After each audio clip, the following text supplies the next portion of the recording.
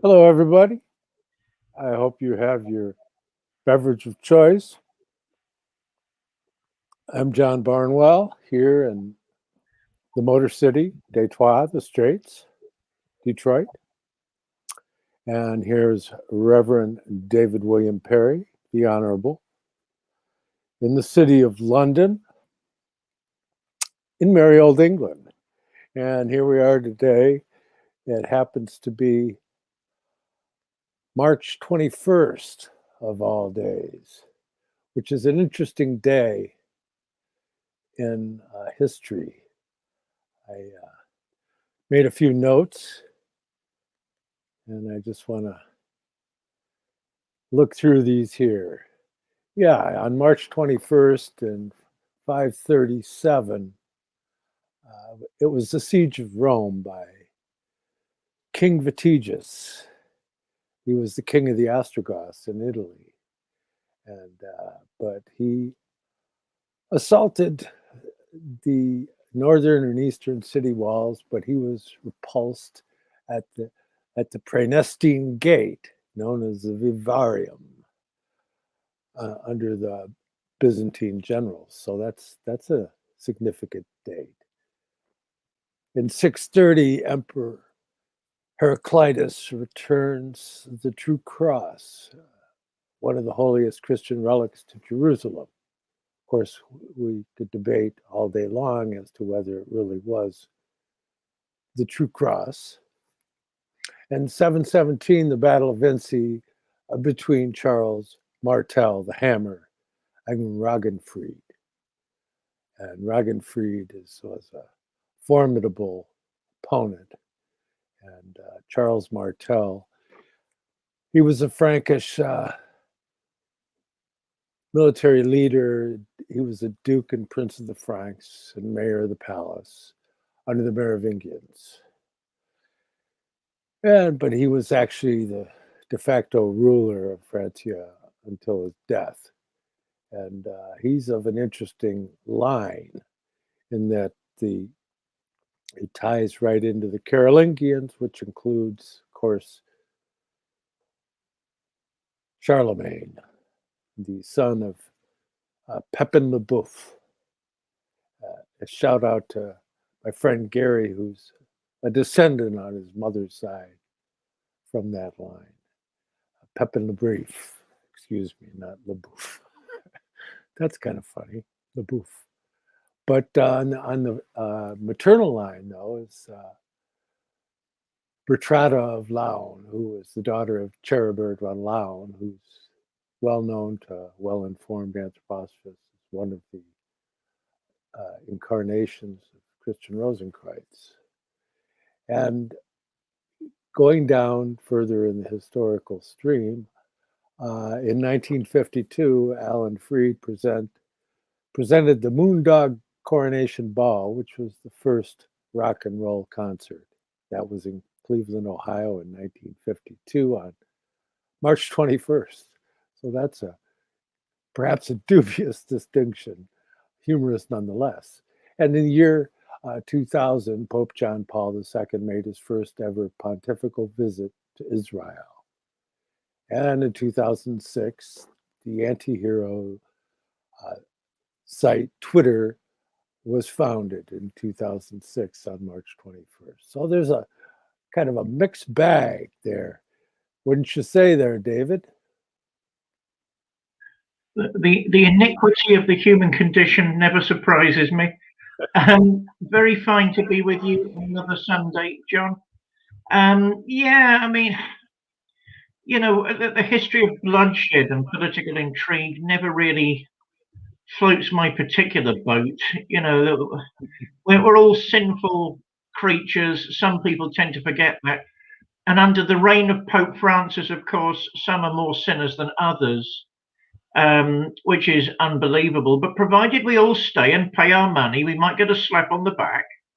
So, yeah, I mean, you know, it's been a difficult week for clergy, David, because I've been fending off assaults on one side and trying to put oil on the wounds, balm the wounds of people who actually have been very hurt by recent undertakings. So yeah, I'm trying to avoid history to a certain extent this Sunday, but history is what we are, and it weaves us all into its own design. So we have to be careful where we're going with it and what we want.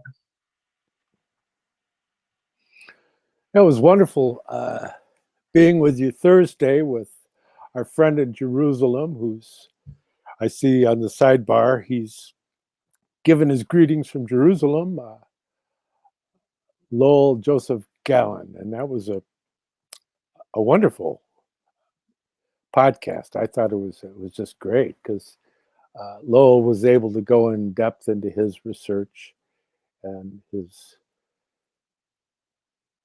efforts at reconciliation between all the children of Abraham, as they could be called in the biblical sense. And so that's quite a task right there, is getting everybody to realize it's okay if we're all here together. And that being said, that I've been given a lot of thought, as is the case generally, and although I rarely get around to my notes, but I make multitudinous notes to try and dig deeper, delve deeper into the mystery of being human.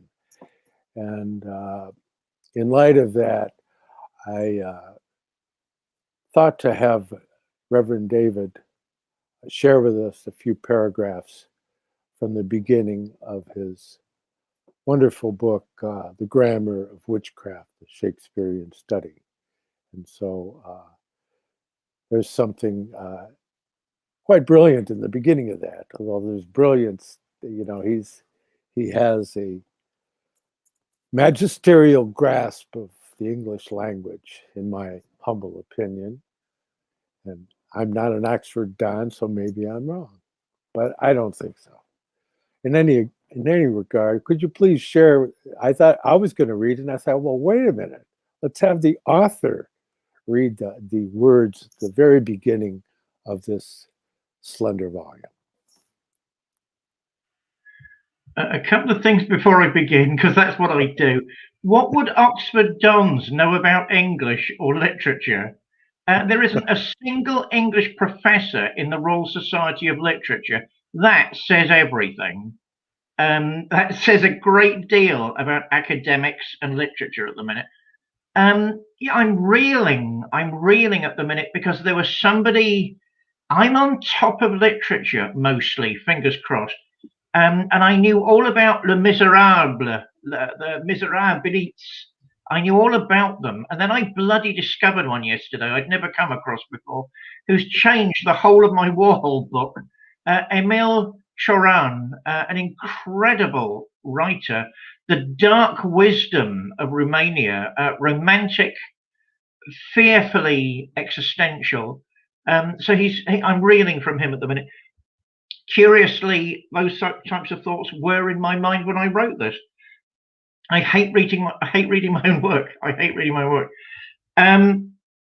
Technically, this is the only bit of the book that I've written.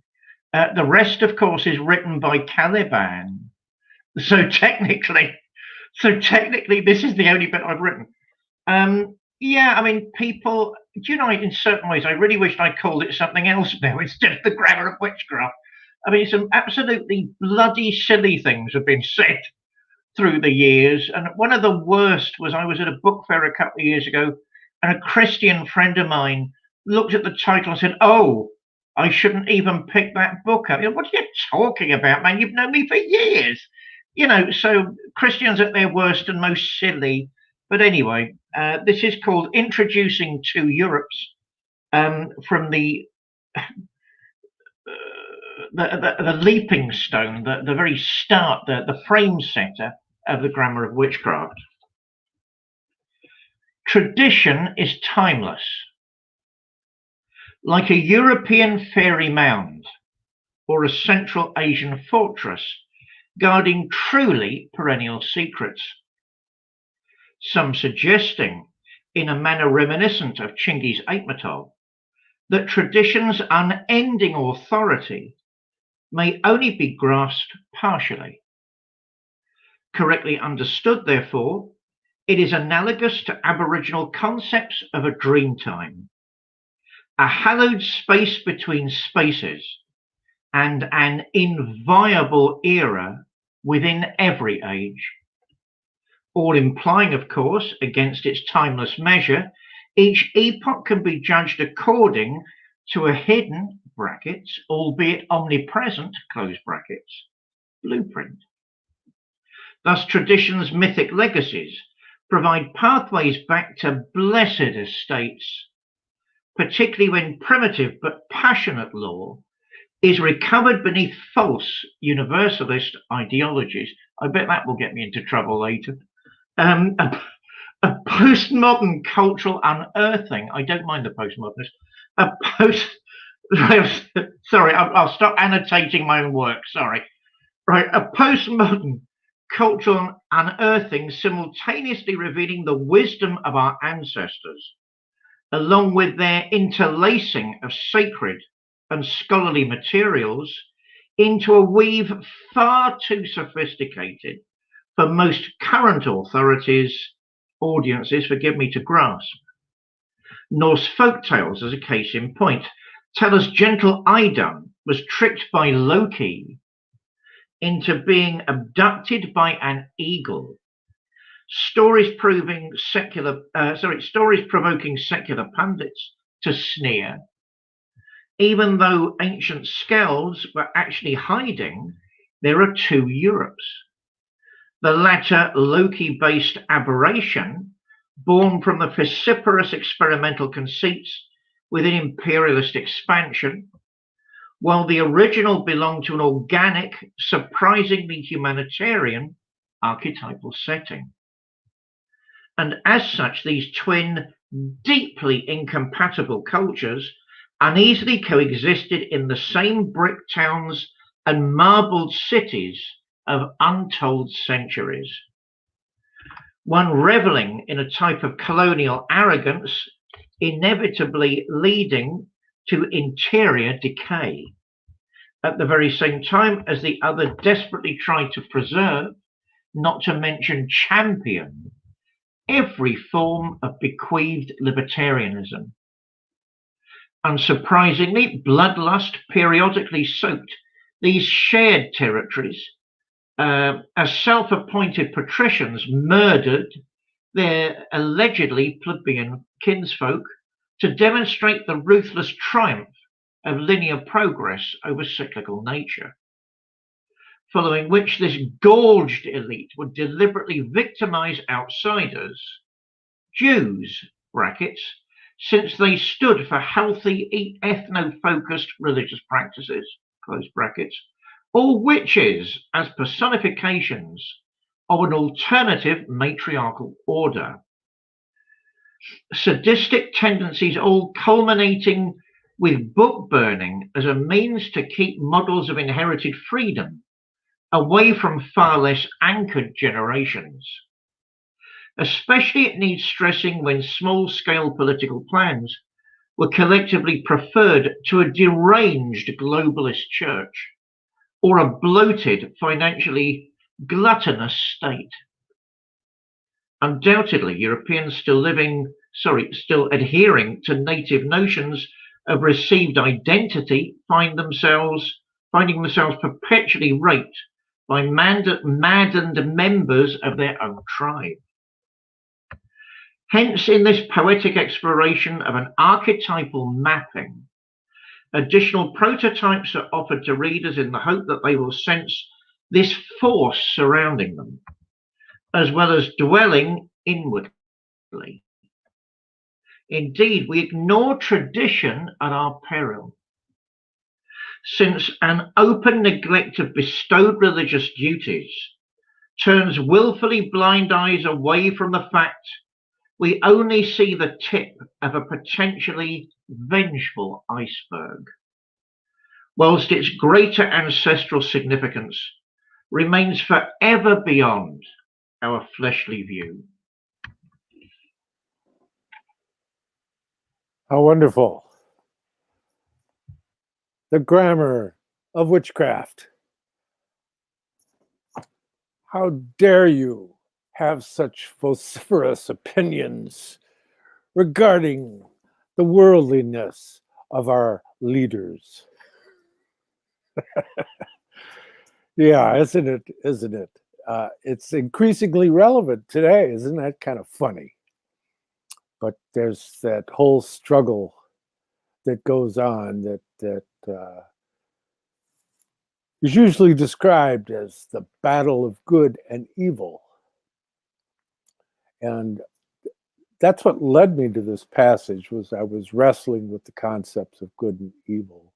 And Douglas and Tyler did a wonderful podcast yesterday regarding that issue, and it can be found through the Aim for Truth constellation of websites.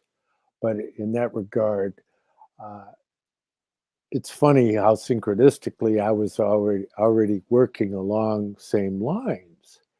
And it's also interesting to note as I researched it that the two references that I found, shall we say, fallow soil to build from were both on the 21st of November, which of different years by Dr. Rudolf Steiner. But in that context, nonetheless, if I can bring it up here, one of which was in 1909, and that was the mission of Michael, the revelation of the secrets of man's beings. And the other is the mystery of number, which is lecture 6 in the Gospel of John lectures that were given in Basel on November 21st, 1907. And I'm going to read a short passage. One of the most significant mysteries in all occult schools, including that of Dionysius, is the mystery of number. None save those who can decipher the secret of number can read an occult writing. There is always deep meaning behind it whenever in religious documents numbers are mentioned. In the school of Pythagoras, also, the mystery of number played an important part. Although it is true that the letter killeth, one must nevertheless, in explaining occult writings, attach a certain value to the letter. Otherwise, there is a danger of explaining into the writing the spirit one wants to have in it. In St. John's Gospel, we find various numbers which have a secret significance. So that's a very pregnant commentary on the school of Dionysius. He just happened to mention in passing Dionysius, the Areopagite, the disciple of St. Paul. And Dionysius was the first bishop of Athens. He was a leader at the Areopagus in Athens. Hence the name Areopagite, is that was the kind of spiritual center of the marketplace in Athens. And for him to be converted into Christianity through St. Paul, and there's also his association with St. Mark, and that Mark became a disciple of St. Paul also, the author of the Gospel of Mark. And from that, Ormus was converted by Mark in Alexandria in Egypt. And there you have the source waters of the esoteric schools or occult lodges of the stream of Freemasonry, the builders, and ties to the Kabbalistic stream. There were two fundamental streams that came out from there. And so you have a stream of Hermes, the Hermetic stream, and then a stream of the Mosaic stream, which is the Kabbalah. So you have all these mystery systems that are codified in number. And as we move into this modern period, the understanding of the fundamental secret of these number mysteries becomes lost. It becomes lost in 869 AD in the Ecumenical Council, where they declared that man was no longer a threefold being as declared by St. Paul, a being of body, soul, and spirit. And that was the trichotomy. And they declared that man was a dichotomy, that he was twofold, that he had a body and a soul, but that he could partake of certain spiritual qualities, but that he didn't have an individual spirit. And so what that did was that put a Luciferic tinge on the impulses of the Christian stream. And so you have this battle between God and the devil that was born from that concept ultimately, rather than the understanding of the threefold nature of the challenge that are in a way symbolized in the ancient Egyptian papyrus of Ani, where you have God Thoth taking notation while a heart is being weighed on a scale, and the heart is being weighed against the feather, and the feather is the symbol of Ma'at, which is the goddess of truth, right? And so you have this balancing act, and the fulcrum of that scale, that's the third principle. And that in the human being is the Christ principle, that he, she, they dwell as the meeting point, the balancing point between these two extremes of Lucifer and Ahriman, or Satan. Lucifer, the spirit of reflected light, and Ahriman, the satanic realm of materiality, of power and control, and the will to dominate. Whereas Lucifer he's kind of an anarchist. And it's through Lucifer that we owe our debt to being free beings, because had we not been tainted with that element due to the fall, we would just be wonderfully behaved automatons of God's will.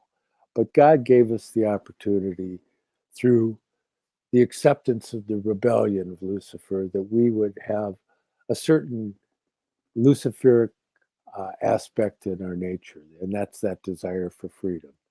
So Lucifer, he wants complete freedom, and Ahriman, he wants complete control. And so we're balanced between these two, and coming to an understanding of the Christ principle that God is love, which is the fundamental characteristic of that principle, and that and all embodied within the idea that Jesus Christ shared with us: I am the way, the truth, and the light. So in being that that's the core of our nature, but yet we have this head that is floating on the ocean of our beingness, is of a purely Luciferic cast. It's set apart from the rest of our being. So in the Grail literature, the castle of Klingsor is that castle whereas the spirits of temptation, Kundry, dwells. And then you have the castle of the Grail itself, in which kept within this is this procession of the maidens carrying the Grail. And what is the Grail? That's that heart-warmed love principle, because we redeem the realm of Lucifer, the head, through the heart warmth. And so that there's this stream of warmth that makes its appearance in the human realm through the power of the word, because as the word becomes imbued with warmth, then it becomes truly human. And that's the path of the universal human. That's the Johannine Christianity, so to speak. And the impulse of being an independent Christophorus, which is, Christophorus means bearer of the Christ, that which carries the Christ. And we carry that within the warmth of our being. And so by taking that warmth and warming our cool heads, the Luciferic, disbehaving child, ancient child, we redeem that principle. Of course, surging up from below is that Ahrimanic dragon that wants to swallow the sun. You know, it wants to bring into a realm of coldness that heart, and it wants to dominate the human domain. And so we're in the midst of that struggle as we speak. Of course, we've been in the midst of that struggle throughout our history, and there's been numerous Neros and Caligulas throughout our history that would give a good run for their money to characters like Klaus Schwab or any of those other control freaks that we know. Him up there getting the special medallion dressed in his Darth Vader outfit. I mean, can you even look at that and not crack up? I mean, when I saw that video, and look it up, I challenge anyone who's watching this to look it up. Klaus Schwab in his black special, it looks like a spacesuit, like it's right out of a Star Wars, you know. And he's getting his little presentation medallion. I mean, that kind of puts a bow on it. He really thinks that he's in charge of the Fourth Reich. Anyways, let's move on from that, because that's too Ahrimanic for my taste. But I hope that all of you realize how sacred your blood is, and that you won't let other people mess around with it by putting hint in inside of it. In any event, yes, Klaus Schwab, the Seath Lord. It's funny if it wasn't so horrible, but we're going to, in the near future, seeing people that we know and love perhaps falling by the wayside due to this endeavor. And so I offer my blessings to the world on behalf of all those souls that are following false promises, and it's really is a challenge. But that being said, we're here to try and bring some source of redemption to this whole conundrum. Isn't that right, David? Well, two things. I mean, when I do readings, usually I prepare for them hours beforehand and turn up to a crisp glass of champagne at a bookshop. I've just come from Sunday lunch, British roast lunch, which I cooked for everybody, for my partner and my brother. And I literally had 50 minutes. So my roast dinner is flowing through me at the minute. So, and I'm feeling very relaxed, but you know, because the timing of things is always sort of odd on a Sunday for me. What do I think about those things? I don't know. I'm going to read something else out. I never read my own work normally. I want to read something else out to you. This hopefully proves I'm a Christian and not one of the modern Pharisees pretending to be a Christian. 90% of modern Christians are Pharisees into these spurious purity rules, or purity churches, or purity this, or purity that. Like the guy that shot down the Asians in America the other day. He was into some Southern Baptist purity thing again. Is it ever going to strike my brothers and sisters in Southern Baptism that something is wrong? You know, apart from the fact, let's look at what Christianity actually is. There is nothing you can do. You will never be justified before the law. That is what Jesus, our good Lord, says to the Pharisees. over and over and over and over and over again. You are not and will not be justified. How are you saved? Through the presence of Christ Jesus himself. Hold tight to the Saviour. That is how you are saved. It is your faith that will save you, not being a nitpicking bugger trying to outfraud everybody else. Francis isn't going to be mentioned here, but I'm sure people know who I mean. As well as the monster in the Nigerian church that now thinks, of course, LGBT is some sort of virus. What a gigantic brain that man must have, because there's a pandemic going around.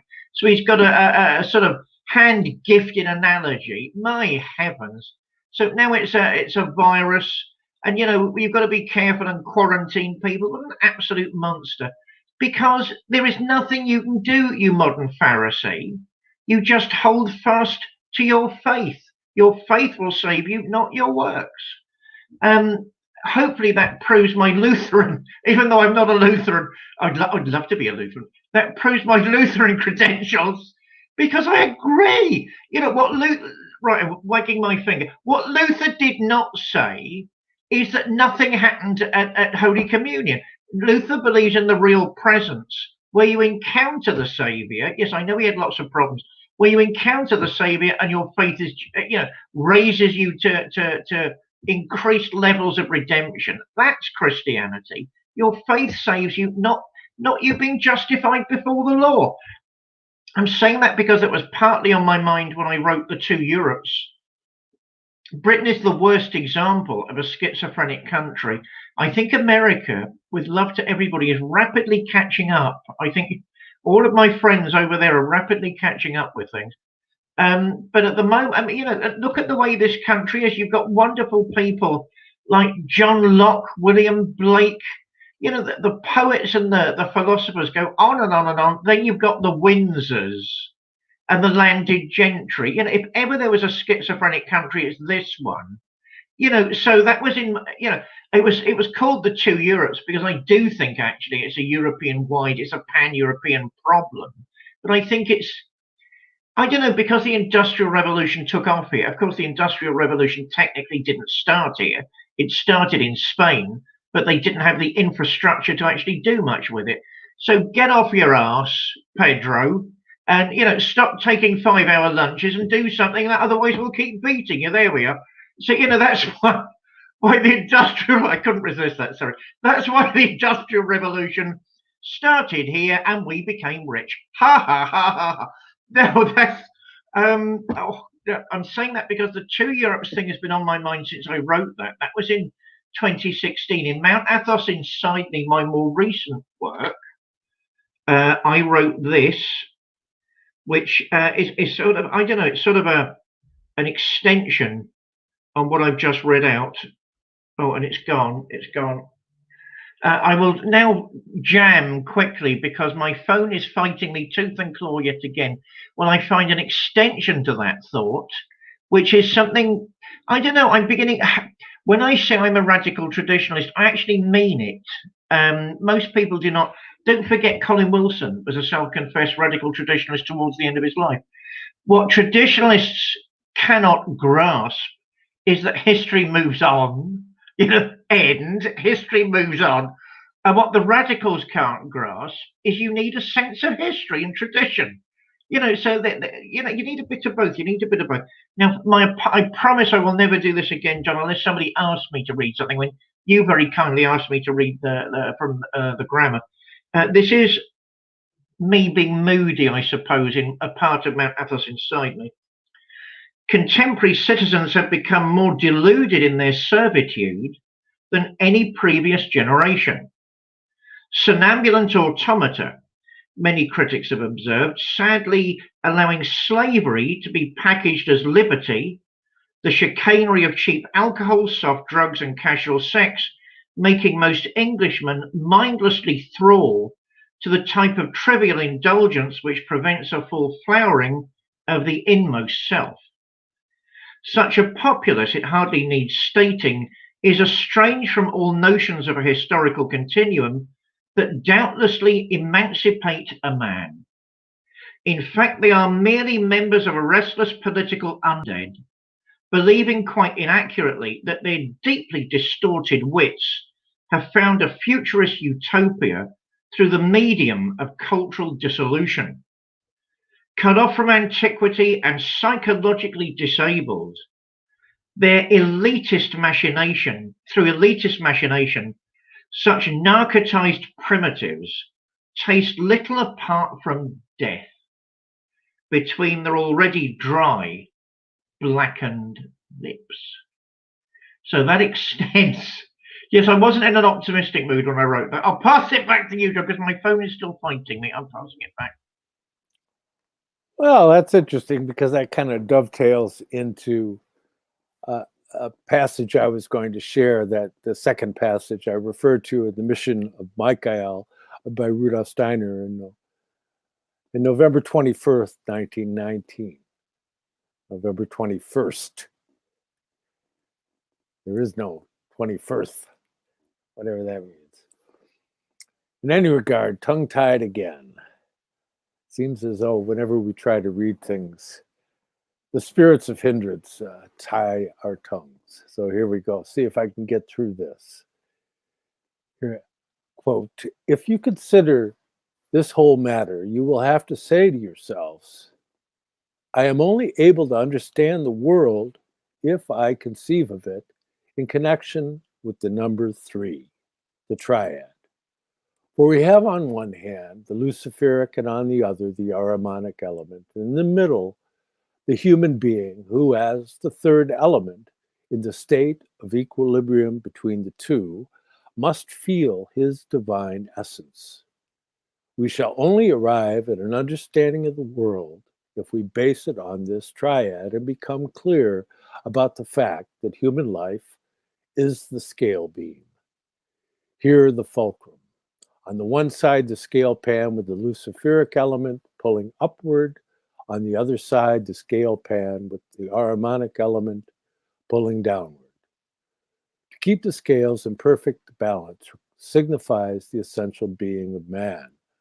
Those who were initiated to such secrets of the spiritual evolution of mankind have always emphasized the fact that it is only possible to understand cosmic existence into which man is placed if it is conceived of in the sense of the triad, that it cannot be understood if it is considered on the basis of any other number. Thus, we may say, employing our own terminology, we have to deal with 3 main factors in cosmic existence, namely the Luciferic element, representing one scale of the balance, the Ahrimanic element, representing the other scale of the balance, and the state of equilibrium, which represents the Christ impulse. Now, you may well imagine that it is entirely in the interest of the Ahrimanic and Luciferic powers to conceal this secret of the triad. For the proper comprehension of this secret enables mankind to bring about the state of equilibrium between the Ahrimanic and Luciferic powers. This means, on the one hand, to use the Luciferic tendency towards freedom for the achievement of a wholesome cosmic aim, and on the other hand, to strive to achieve the same with the Ahrimanic element. The human being's normal spiritual condition consists in relating himself in the proper way to this trinity, this triune structure of the world. So there you have it. And later on, he continues, thus we must emphasize the fact that if a person wishes to conceive of the structure of the world in a factual manner, he must acknowledge the triad, the 2 opposing elements of the Luciferic and Ahrimanic, and the divine element which holds the balance between the 2. This has to be contrasted with the illusion which has arisen in mankind's spiritual evolution through the erroneous concept of the duad of God and the devil, of the divine spiritual forces above and the diabolical forces below. It is as though we were to force man out of this position of equilibrium if we would conceal from him the fact that a sound comprehension of the world can only result from the proper conception of the triad. And if one makes him believe that the world structure is in some way determined by the duad, yet the highest human endeavors have fallen prey to this error. So, I mean, that to me, if you could at least get that out of what we're trying to do here, then I've accomplished my task for all the many, many hours, more than 50 hours, I think we've already done of these wonderful podcasts.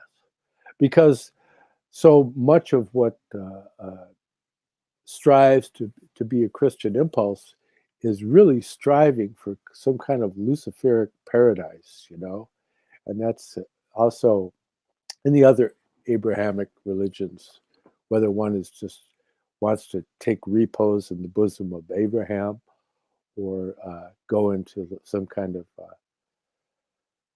paradisical harem, whatever you think is going to happen for you, so that there's much more ahead.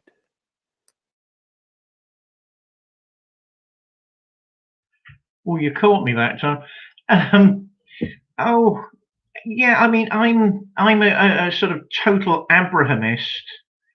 I am that by inclination as well as by experience. I mean, every time I go to my beloved Central Asia or Azerbaijan, I'm shown such hospitality. Of course, it was Nowruz, the Islamic Easter, for want of a better description, a couple of days ago. They always time it with the spring equinox. And the swine's copious in everything. They have painted eggs. They all get together for family meals. I mean, so what are these terrible differences between us all? I can't actually see them. And certainly, as I was saying on the show with you and Lowell the other day, I mean, what distresses me, I suppose, about modern Christianity, I've got friends in the Bible Belt. It's time for a confession. The short, fat, puff pastor needs to make a confession. Yes, I've got friends in the Bible Belt. I've got friends who are evangelical, conservative evangelicals. Why not? Because we disagree, but we're still friends. That's called being mature, a grown up. That's what that is. Yeah, they're wrong and I'm right. They think the same, I'm sure. So I can't see Islam or Judaism as somehow inimical, separate, oppositional, or somehow tempting dialectics that lead us away from a Christ-given truth. And I've no doubt of a Christ-given truth. I hate this sort of either or, when you're not dealing with Kierkegaard, either or attitude of modern life. I'm that side, you're that side. There's no discussion. If you're on the other side, I'm going to twist every single thing you say to make you look as though you don't know what you mean. And likewise, I expect it to be done back to me. No, I mean, certainly that doesn't become any of the children of Abraham. We're all children of Abraham. Christians are also children of Abraham. It doesn't become any of us, and it's like any other family. You may have great difficulty getting on with certain members of your family. And my God, I don't really want to see them that often. But they're still family. That's the point. And that's where the hard work begins. That's when the hard thinking begins. That's when the searching of your feelings begins. If I'm finishing a meal in Bishkek, which is one of my favorite cities in the world, they will say Bismillah after the meal. They will say prayer. So we say grace before, they say grace afterwards. And it's expected that I join in, and they think there's something wrong if I'm not joining in. And as I said on the show the other day, I normally keep clear the fact I'm a pastor. I hardly mention it. But if you go to a conference or a meeting out there, there are always these bloody, autobiographical notes. David has done this, that, and the other. You can't bloody hide it. Then it goes everywhere because everybody's trying to work out who's who.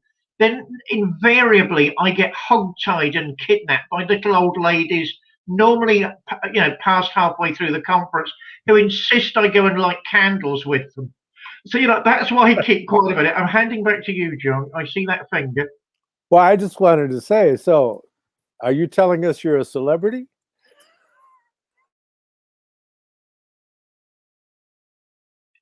Oh gosh, I hope not. If Angelina Jolie's anything to judge by, or what was it, Lil Mama, Little Mama? I mean, she's now saying she wants to start heterosexual rights group. Love, you're in the mainstream. You lot make the legislation. You don't need a defence group. It's my lot that needs a defence group because we're not in the mainstream. You know, there are more of you and less of us. Oh no, I get about a bit, John. I get about a bit, and you know, my endless passion for poetry has taken me to a number of wonderful places. I mean, to be honest, it started years back when a student of mine from Azerbaijan, because I used to keep body and soul together for a couple of years by teaching English, um, because it's a wonderful thing to do. Said to me, "Have you heard of Mirza Fali?" I can't even remember his name, the middle name. Fatali Akundov, and I remember the Akundov bit. I still remember the Akundov bit. And I said, "Oh, hang on, yes, it's right at the back of my mind. Wasn't he some sort of Russian general?" And my Azerbaijani student said, "Well, actually, he was Azerbaijani and introduced theatre to Azerbaijan." And I thought, "Oh, that's interesting." And he said, "Have you ever read any of him? It's all in Russian. And my French is okay, but my Russian is up and down, to say the least." I no surprise, surprise. No, I haven't. And what the guy did was go away and translate an entire play for me so I could read it. I've never forgotten that as an act of dedication and an act of, you know, genuine intercultural exchange. That's where we get to know each other, not at summit conferences, not with diplomats stabbing each other in the back, with people encountering other cultures and trying to learn what's shared and what's mutual without becoming the other culture. Otherwise, that's some sort of absorption. That's when you're Locutus of Borg. The Borg don't destroy; they simply assimilate. You know, no. Vive la différence. You know. So I learned a lot about Azerbaijan. He learned a bit about Britain. I mean, to cut a very long story short, we ended up. I ended up directing and producing the play, and I starred. Like any decent guy in theatre, I gave myself one of the juiciest parts imaginable, whereas I played Lord Hatton Khan, the local desperate landowner who was dealing with this awful Frenchie, a botanist from France. So the whole thing was hilarious. That's where cultural exchange starts. That's where we learn about each other. That's when it's fun to be kidnapped by little old ladies wanting you to say prayers with them. And that's how you learn that the media isn't telling us the whole truth. I'm sure you and I will never disagree on that one, John. And the difference between us, I suspect, is a lot more subtle. I never asked you. I think you think a great deal of it's manipulated. I'm not sure how much is manipulated. Certainly, it's a great deal more than I used to think. And you know, they want to present Islam as this monolithic, murderous block that's going to descend on us all in any seconds and murder us all in our beds. And there are some segments of Islam that want to do that. There are some groups, the Salafists, as the worst example, actually do want to do that. The Wahhabis, of course, they were reacting to British colonial abuses in India. So it's one wrong leading to another wrong that leads to another wrong that leads to another wrong. If the British had learned to control themselves in India and been less bastards, maybe the Wahhabis would never have formed in the first place. Yeah, there we are. Prayers and love to everybody.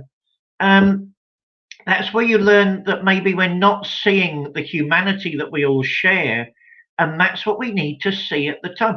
I mean, the obvious candidate for, you know, persecution century after century for no reason whatsoever are the Jews. I mean, for God's sake, our history has evolved, history has changed, history's adapted, history has improved. At least we can see we're all doing wrong now. But you know, and I'm not sure to the extent they knew they were doing wrong in the past. You know, so much of what we take for granted in our basic frame of reference simply wasn't there. Our basic frames of reference having been enriched by the centuries. They weren't back then what they are now. But you know, oh, we've got to stop all this persecution and ignorance and rudeness and a fear of each other, particularly in the Abrahamic stream. And if ever there was a time when we've got to learn from each other, tentatively embrace each other while keeping true to our own principles, and learning and listening to what the Jews, particularly at this time, and our new friends, the Muslims, are trying to say about that sacred tradition which we all share. As I said on the program the other day, you've got a look of horror on your face. I hope that's not from me. I hope that's from the nasty comments that no doubt I can't see them. So, it's appearing on your screen. You know what worries me about the West is we've forgotten what a prophet means nowadays. It's not just a nice guy who was a bit clairvoyant. I mean, right, so, half of America's prophetic then. Mind you, some people say they are. There's more to a prophet than that. The West has forgotten religion due to secular humanism and religious humanism. We've forgotten the ontology of a prophet. We've forgotten that a man has encountered the absolute. And what would that mean? How has that transformed this human being into something more than a human being? We have forgotten that in the West. So, let alone when it comes to the Son of God himself, how on earth can people even begin to remember what our ancestors were trying to experience and explain to each other in that most monumental of all concepts? The Abrahamic stream, as I said on the show the other day, as I've said to you and Lol, I believe is a genuine revelation from on high. And it's something we all share and something we need to talk about and learn from together. That's the view of this old hippie. I'm passing you back to John now, an unrepentant old hippie. I'm passing you back now. Well, there you are. And yes, the unrepentant hippie. Kind of like being an Albigensian, I think. A Bogomil. Reverend David the Bogomil. Well, don't forget the Albigensian Crusade, where they came in there, and Simon de Montfort said, one of his commanders came up to him, what shall we do to be able to discern who the real Christians are and who are the Cathar? And Simon de Montfort put out the memorable statement, kill them all, God will know his own. So that's the ignoble path of history, is people slaying each other for their ideas about what they think that other person's ideas might be. And as always on this show, we like to emphasize that I want to know what a person thinks they mean instead of what I think they mean. I mean, I could already figure out what I think they mean, but I'm trying to figure out what David means, what he thinks he means. I may have some vaunted opinion regarding what he thinks, and that's okay. But nonetheless, here we are, and we don't agree on everything, and that's part of what makes this conversation interesting in the first place. And that being said, so that when you get into understanding the arts, then you see that there's a certain measure of freedom within the arts. Nobody would accuse Shakespeare of being Caliban, would they? Or is Shakespeare Othello? Or is he Macbeth? Oh, you're Othello.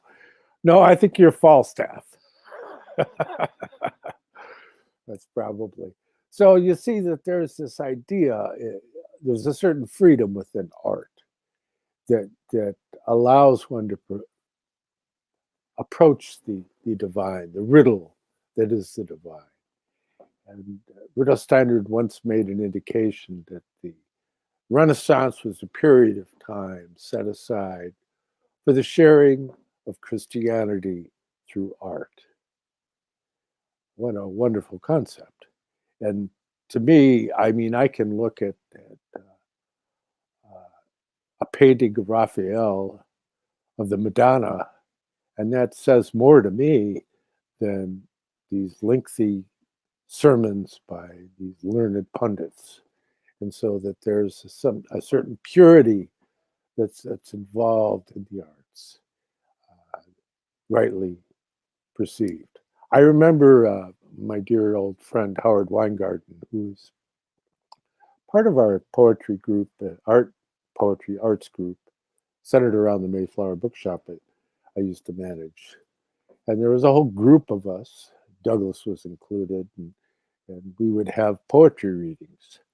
And Howard was a fine art painter, and he was a member of the Artist Workshop back in the early hippie days with John Sinclair and that whole thing. So we did poetry readings on occasion with John Sinclair. In fact, we actually we did a poetry reading at the Fisher Mansion that was eventually sold by a man who became a good friend of mine, Gil.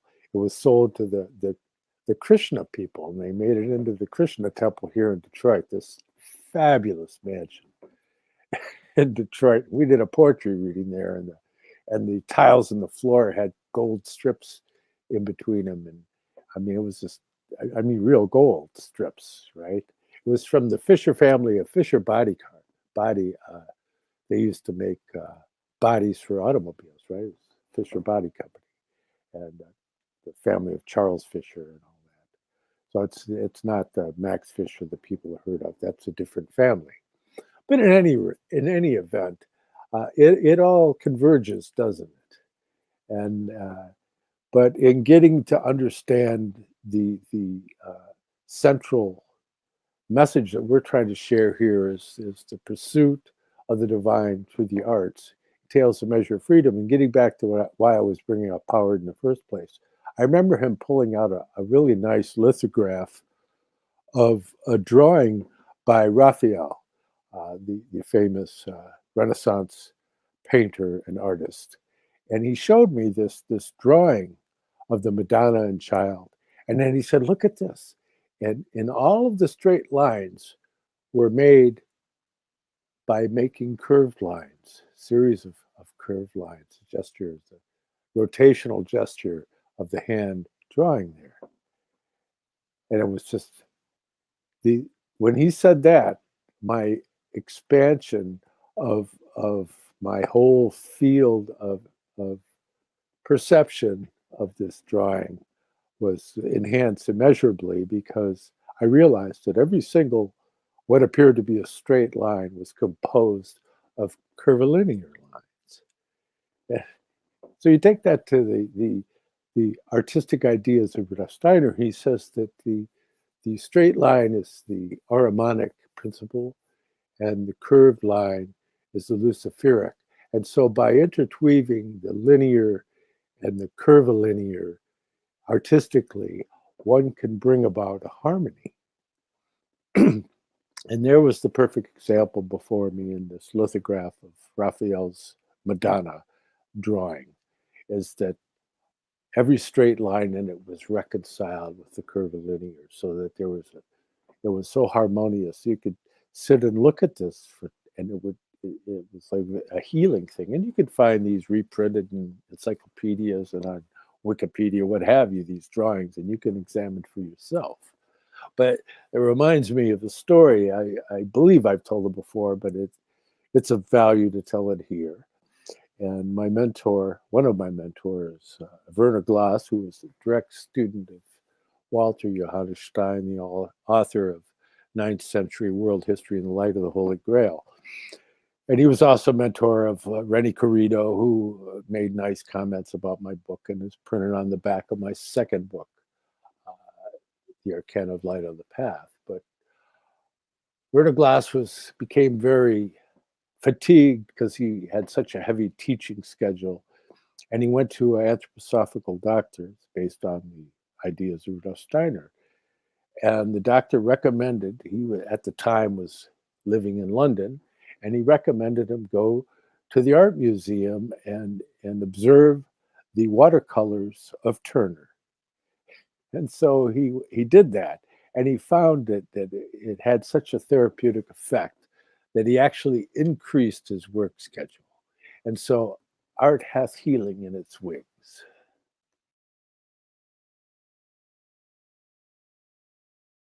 You see, it's because you've changed hours in America, but we haven't changed the hours here yet. And I'm being caught out all the time, and my lunch is still descending. Oh gosh, words. What was it? Wordy Rapping Hood. Eat your words, but don't go hungry. Words have always nearly hung me. I thought one of the greatest lyrics of all time. Sir John Falstaff, I don't know, he was prone to exaggeration, a wonderful character. I've always felt a little more like Sir Toby Belch. Apart from the fact I like the name, he's given the greatest line, of course. He sees Sir Topaz walking past the back of the stage normally because he hasn't got a line, with his lantern after evening prayers. And as usual, Sir Toby Belch is drunk. And he turns to the audience normally and says, "Forsooth, I'd have no more wit than a Christian." If looking at Sir Topaz going back to his hovel. So I've always felt a little more like him, to be honest. Cathars, they haunt me. They haunt me. Your private messages during the week did have an impact about the Laurel Crown. I'll tell you why. As I said on a previous show, when my first book came out, Caliban's Redemption, it was launched at the Atlantis Bookshop in Museum Street, London, which is one of the roads that leads directly to the British Museum. I probably didn't explain myself properly before. They have this huge bay window, and I had to step onto the edge of the bay window to deliver an oration as the poet and talk about what the book was about, as well as give a few readings. And out of nowhere, a laurel crown suddenly appeared and they crowned me with it, which is odd because I think I'd heard somewhere that that's a Cathar sort of link. The Cathars have fascinated me since I was a late teenager. I've never actually been to Languedoc. I mean, maybe I ought to go. Their thinking, their theology, there's no such thing as you're not a Christian, I'm a Christian. The minute you go down that route, you're telling Christ his own business. There is something deeply rude and basically absurd in that. Christ knows his own business. Don't tell the Savior what he knows and what he doesn't know, and leave it to other people what they know and what they don't know. That's between them and Christ. It's not between you and them and Christ. Mind your own business, as the saying goes. The Cathars had such an intriguing theology. They have haunted me on and off for years. I've tried to send out messages. I'm convinced they're still there. Excuse me. Friends of mine, colleagues of mine that have gone to that region in France say they found some vestiges. I don't know what that's meant to mean. And certainly there was a weird group somebody did discover called the Polari. That must be some sort of like British Druids, I think, some sort of recreation. It sounded to me a little too manic-y to be Cathar, and there are differences in those thought streams, and there are differences in those theologies. And what happens when the Polari are giving their teaching, I have heard, they're intimately linked with White Eagle Lodge nowadays. I know you know about them, John, but I didn't know that until recently. When they're dressed in white, you can't even touch the Polari. They're in an inspired state. I'd love to find out whether that's a trance state. Therefore, they can be discussed. They can be addressed, but not really in the usual way. And you can do whatever you want with them. Jump on their shoulders and cry eureka afterwards, but not during, when they're dressed in white, because they're identifying with one of the principles of white light. And apparently they hail from the Languedoc region. But I've never encountered them personally, and certainly it just sounded a little too much like the British Druids. And let me say very, very quickly, I've nothing against the British Druids. Some of the finest people I know have been British Druids. And you think, well, Yeah, but yes, you can trace it back a couple of centuries. Yeah, good. And is there, the sort of postmodern bit of me is beginning to think, but isn't that good enough?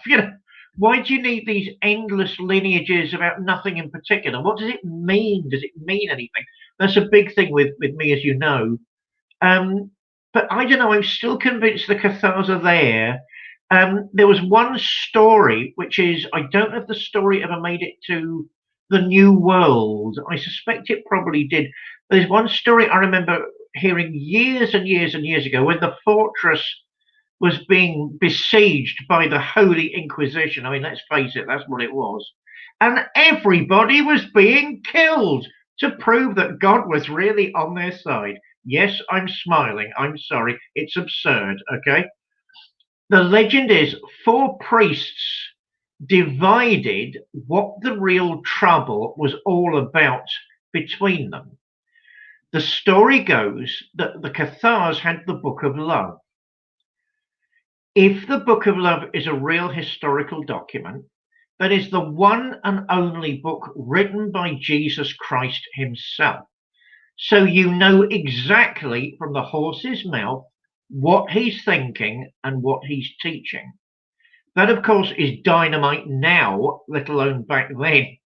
I mean, that appears to be at least one of the major reasons this trouble was generating, because certain people in the Vatican were more or less convinced back then that the Book of Love was an actual real document and the Cathars had it. Legend, this is where we get into delightful legend. 4 trustworthy priests divided the Book of Love between them and went to the 4 sections, the 4 quarters of the earth, when one day they will, isn't this great? One day they will come back, but would it be France? One day they will come back and reunite the text, and then we'll all know one. God, can you imagine the trouble that would break out if that's true? And they all brought that. I mean, you wouldn't do it if you were a loving person, would you? Because it would just be carnage everywhere. Everybody bound to disagree on principle. No, it's not, even if it says it. So I can't really see that working. But I love the legend and the idea of the noble priests hiding what, of course, would actually be the words of the Saviour. That's why I've tried intermittently to put out messages, because, as I say, I'm sort of convinced they're still there. On the level of pop music, before Sinead O'Connor was a Muslim, love, you look terrible in those headscarves. Somebody's got to tell you. You absolutely look a sight. You don't look a vision, you look a sight, okay? I could deal with you as the baldy woman. I cannot deal with you in those headscarves. You look ridiculous. Even she, in an earlier incarnation, was convinced they were there. I mean, this comes full circle. She thought they were linked with the Merovingians. I am not sure I go for that at all, because the Cathars weren't really looking to anything earthly as a source of legitimation, which is one of the reasons that makes them so interesting. And of course, the Merovingians, if you're into the Holy Blood, the Holy Grail, the Henry Lincoln and all the mysteries of, what was it, the Blue Apple and the Smiling Asmodeus, the Blue Apple, the Smiling Asmodeus. So if you're into all these sort of Holy Blood, Holy Grail, Pierre Champagne and all the rest of it, yeah, I mean, so Sinead O'Connor was oh God, one of her awful songs, right? Nothing Compares to You. I love that, love. Great song. I hate the rest. Just shut up, right? She was convinced the lineal descendants of Jesus Christ were out there. Of course, that's not what the Cathars said they were, but that's interesting. Yeah, I mean, maybe my trouble, and then I'll hand back to you, with the Holy Blood and the Holy Grail people, when the Priory of Zion had an army, they still lost. So, what's the good of looking for? Why are we all waiting for them to come to Europe and set us all in order? They bloody lost hundreds of years ago and they lose again. We've got to stop mixing flesh and the spirit to the extent that we do. If you've got royal descent of a very unusual sort, it doesn't mean you've got the spiritual gifts of the originator, let's face it. And the Cathars were really hot on that sort of thing. It's all about the inner life. It's about finding the step beyond. The difference for me between paganism and Christianity, and I'm sympathetic to modern paganism, you've discovered all these wonderful things about nature. You're reminded about the beauty, the profundity, the sustainability, the health-giving glory of nature. But it's only with the revealed religions that you realize there's a point above that. There's a point of transcendence, which is only really discussed in the Abrahamic stream. So that's roughly where I'm coming from. I hope your switchboard is lighting up and they're taking out hitmen on me. I'm handing it back to you now. Well, yeah, as for the comment section, it's difficult because if I start looking at that, I have to squint and it makes me look like I'm thinking evil thoughts, which I assure you I'm not. But and that's the difficulty in this world of appearances, is it's all an illusion. And here we are, we're dwelling in what is essentially, as described by R. Buckminster Fuller, a radiant, non-linear epistemology. And so these things that we speak of regarding ancient precursors of Earth evolution, in the realm of duration, it's all simultaneous. And so all those realms are there. And when you fully partake of your relationship to the different aspects of your being of soul within your life, you actually are working as a time being.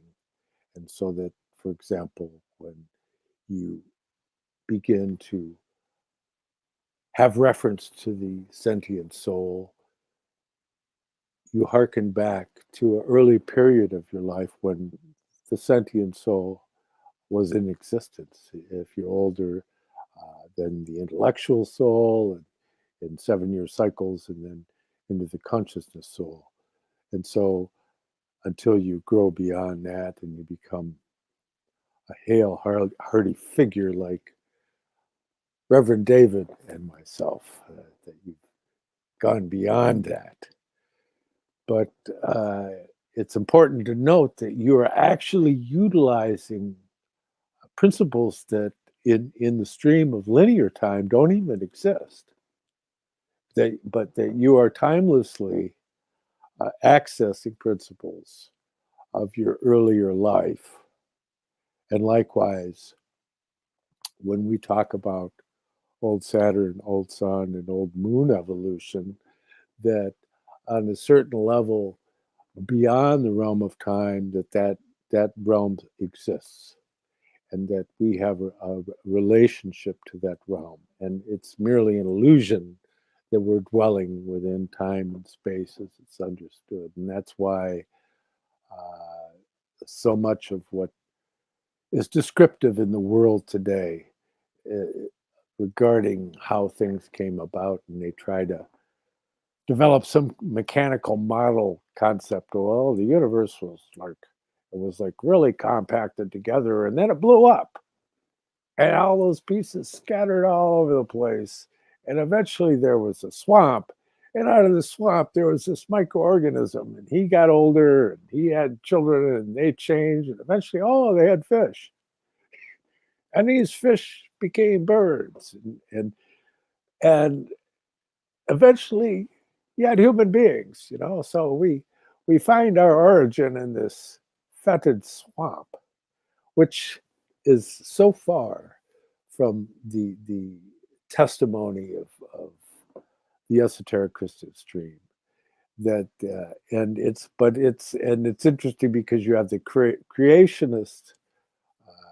versus the evolutionists, and they they don't get along at all. But there's a third view, and that's that there's a metamorphosis of the process of creation going through sevenfold stages, as described by Rudolf Steiner and others, that was really early encountered, as I mentioned in our previous podcast, by Schlegel, and discovering it in the the emanationist theory, as it was described at the time, of the laws of Manu, and that all documents in ancient times had a certain sacred character. Even if you go back to inventory lists from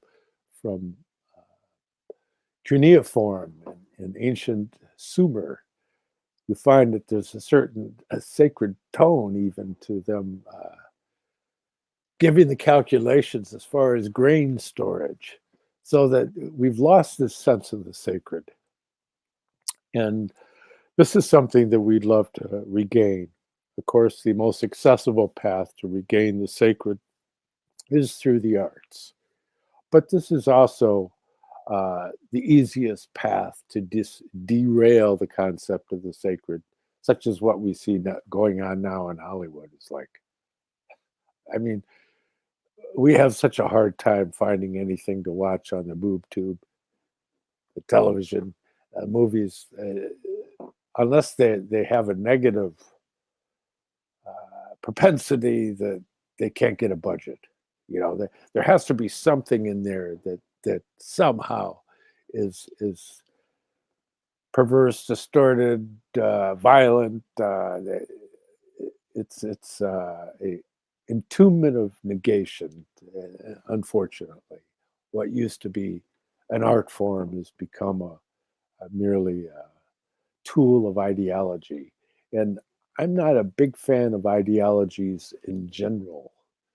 If you have some kind of ism that you're coming from, that means you're coming from a position, which means you've decided you don't want to be an individual anymore. You want to be a member of something. That's okay if that's your inclination. That's not for me. I just want to be universally human and be able to deal with individuals as individuals in a universally human sense, and whatever club they may belong to, well, that just adds another dimension to their personality as far as I'm concerned. And so, that being said, since we're here with the Reverend David William Parry, his books, here's The Grammar of Witchcraft, of which he shared with us earlier, and his Caliban's Redemption. And no, David is not Caliban, although he aspires to be so. And then his masterwork, Mount Athos Inside Me, Essays on Religion, Swedenborg and the Arts, edited by the very talented Daniela Irendust. And that's critically acclaimed. Those are available on Amazon and elsewhere. And I hope you'll avail yourself of those books.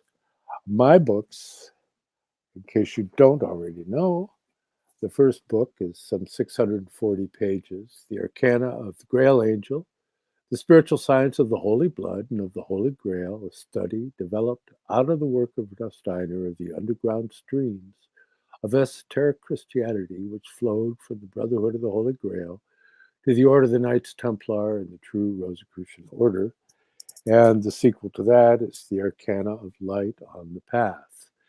And included in these are a very extensive series of diagrams that lay out the esoteric cosmology as expressed by Rudolf Steiner. These are based on diagrams by Ernst Pfeiffer. Most of them are by Ernst Pfeiffer, who was a direct student of Rudolf Steiner and the founder of biodynamic gardening in the United States. And so that being said, my books can be, you can get them from me on eBay here in the States, although you'd have to look them up because they've deactivated those types of links on both YouTube and on Facebook. But you could find them there. Just do a search on the names. Arcana with my name will get you there. And below there's also Academia link that you can click on that still works. And in there you can click on the Amazon links. If you're outside of the country, You have to contact me directly through the academia link. There's capability there, or through Facebook and private message. And likewise, with David, if you want to contact him, you can contact him through private message on Facebook, although he didn't give me permission to say that, and that's okay. But that way you can find out more about his conference coming up, the Nephilim conference that's coming up. Yeah, and if you want to buy us a cup of coffee through PayPal, you can paypal.me/DPARRY777, or for myself, it's paypal.me/John Barnwell 888. And so that is one way to access our published works. Also, through the academia link of mine, you can download the foreword to my second volume that gives a description of my first book. And it was by a very, very dear friend of mine who has since passed on, William Bento, who was a remarkable individual in his own right. He did a foreword. So you can download that as a PDF for free. And also, in getting in contact with me, puts you on my email list. Boy, that was a longer little bit than usual here, but we're getting near the end, and I wanted to get those things in there. And I frequently get to the end, and then I go back and I listen, and I realize what I forgot to say. So I'm sure there's a lot I forgot to say, but that gives us a reason to have yet another one of these, right? And so, David, it's always so wonderful to speak to you, and yes, I agree with you in that we should just keep doing this, the two of us. And if something else comes up, it'll have to happen somewhere else, because it's a whole different dimension when you start bringing in more than two. Even though this is sufficient here, though, wherever two or more are gathered, I am in the midst of them. So we have the good fortune of being in that company here. But when you start getting like 5 people, it's like a flock of magpies. It's interesting, but it's a completely different thing, such as we had on the pew with our dear friends Leo Zagami and Lowell Joseph Gallen, and of course the forever evasive Roseanne Barr. But that being said, I hope we can relaunch that at some point on some platform, somewhere, somehow. But in any regard, I frequently, or actually always, ask you to consecrate this little endeavor with one of your heartfelt prayers, being that you spontaneously make them up. And so they're enshrined for all time as being unique. But I'm sure you have some comments you'd like to share before with. I'm not against other people joining us in principle. It's just this show seems to have its own morphology now and its own rhythm and its own energy. So I'm not against it, but I just don't want to lose the sort of dialogue that you and I have established. I hope other people are finding it beneficial. I know I am. And also, Tess Tusk, you're the real celebrity. You've known all these wonderful people. You've been in charge of America's biggest occult bookshop. I'm just a poor struggling pastor trying to keep body and soul together in Sodom and Gomorrah, otherwise known as London. So trying to do my best and keep the wolf away from the dog. I tell you what I did want to talk about. We're going to talk about them next week. As I say, I've just discovered Emil Choran, and I didn't realize he was one of the miserables. I think the dark literature needs to be discussed. Romanian writers, after this discovery, are beginning to obsess me. That's something I'd love to talk about with you next week.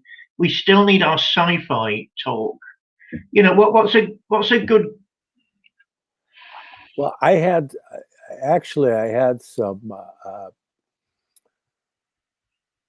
Romania pastrami the other day. You won't put me off. I just think that I used to sort of know Ismail Kadare, but that's Albanian, isn't it? He's Albanian.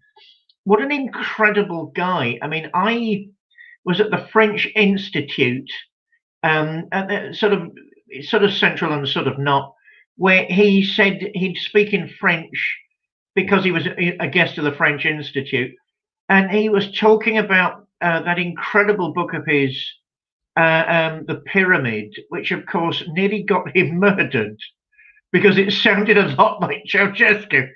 And what was it? The General's Dead Army. I think that was just coming out at the time. There's a special depth, resonance, and romantic beauty to the writers in that part of the world. I'd really love to chew that over with you. And what's the cure for it? Get a bit of science fiction and optimism, you miserable bastards.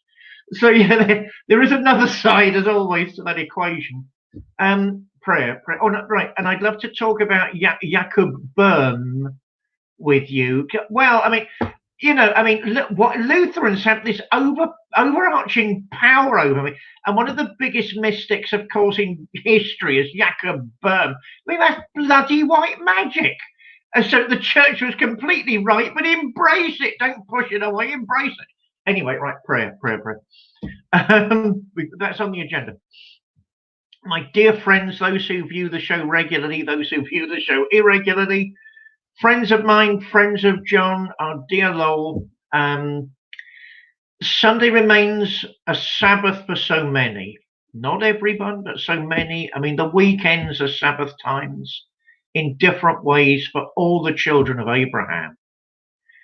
And maybe beneath the religious differences, we need to remember that intriguing story whereby the prophet, the patriarch, is entertaining angels unawares. How often do we do that? And are we prepared to admit their beauty, their majesty, and their intelligence into our lives? My friends, open your hearts and your minds to the heights of the Spirit and the glories of the angelic in the days ahead, until we meet again to have this impromptu Sunday service, which it's becoming, and this time of shared communion between ourselves.